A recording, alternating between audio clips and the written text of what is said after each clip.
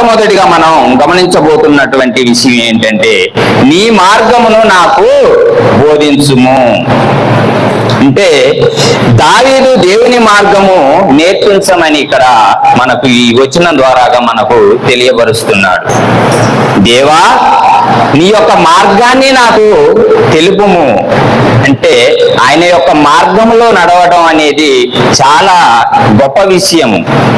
దేవుని యొక్క మార్గంలో నిలవాలి. ఎందుకంటే మనిషి తన మార్గాన్ని తాను ఎంచుకుంటే మరి తప్పిపోయే అటువంటి అవకాశం ఉంది, పడిపోయే అటువంటి అవకాశం ఉంది. అదే దేవుని మార్గంలో నడుస్తున్నటువంటి వ్యక్తి పడిపోవటం కానీ తప్పిపోవటం కానీ అనే విషయము ఉండదు. కాబట్టి మన మార్గాన్ని మనం ఎంచుకొని మన ఆలోచన చొప్పున మన విధానం చొప్పున మనం నడిచినప్పుడు మనిషి పడిపోయే అవకాశం ఉంది, మరి తప్పిపోయే అవకాశం ఉంది అన్నటువంటి విషయాలు మనం గమనించాలి.